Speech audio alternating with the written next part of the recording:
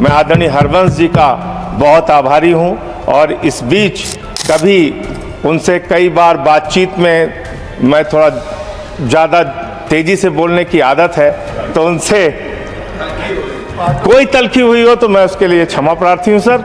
धन्यवाद मान्यवर, आपने इस विदाई भाषण पर मुझे अपनी बात कहने का मौका दिया।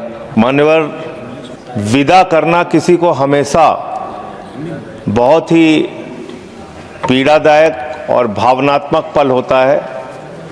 चाहे आप बचपन के दोस्तों से अलग होके कॉलेज में जाएं, चाहे बाप बेटी को विदा करें, और चाहे संसद के हमारे मित्र सत्ता पक्ष के हों या विपक्ष के हों, जब इनके अलग होने का, विदा होने का मौका आता है, मन बहुत भावुक होता है और निश्चित रूप से उनके साथ बिताए गए तमाम खट्टे मीठे अनुभव याद आते हैं और वो सदा के लिए रिश्ते को जीवित रखते हैं। मान्यवर, हमारे बीच से आज जो साथी इस सदन से विदा हो रहे हैं, इसका मतलब ये नहीं कि वो अपने जीवन में बाकी भूमिकाओं में अपना योगदान नहीं देंगे। मैं निश्चित रूप से मानता हूं कि जिस भी भूमिका में उनको उनका दल जिम्मेदारी देगा या दल से अतिरिक्त भी जो समाज सेवा के कार्य वो कर रहे होंगे, अनुकरणीय काम वो करेंगे। ईश्वर से मेरी ऐसी शुभकामना है, ऐसी प्रार्थना है उनके उज्जवल भविष्य के लिए। मान्यवर, हमारे बीच से और ऐसे भी बहुत सारे साथी हैं जिनके साथ कमेटीज में काम करने का मौका मिला। मान्यवर, ये बात भी है कि जब हम लोग कमेटीज में काम करते हैं तो वहाँ दल की ये जो दूरी है वो कम रहती है, ज़्यादा मिलना होता है, अच्छे से एक दूसरे को जानने का मौका मिलता है और जो गलतफहमियाँ रहती हैं वो कई बार बहुत दूर होती हैं। तो इनमें से बहुत सारे ऐसे मित्र हैं जो उधर भी हैं इधर भी हैं, उनसे बड़े अच्छे और गहरे रिश्ते रहे इन 6 वर्षों में।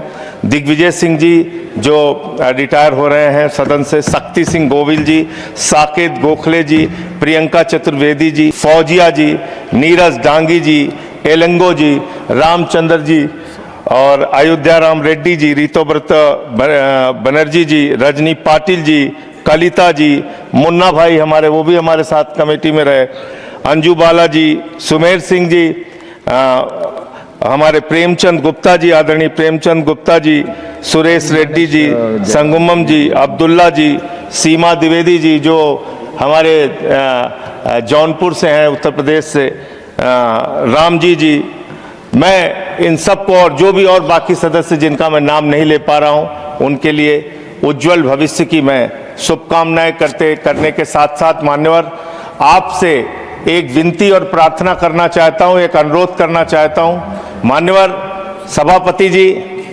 कृपा करके एक 30 सेकंड की गुजारिश है सर आपसे। चेयर सर, एक 30 सेकंड की गुजारिश है सर आपसे। Sorry sir.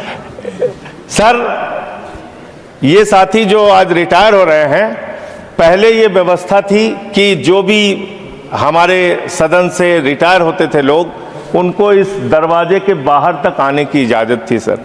उनसे हम लोगों का मिलना जुलना हो पाता था, हम लोग एक दूसरे के साथ बैठ के बातचीत कर पाते थे।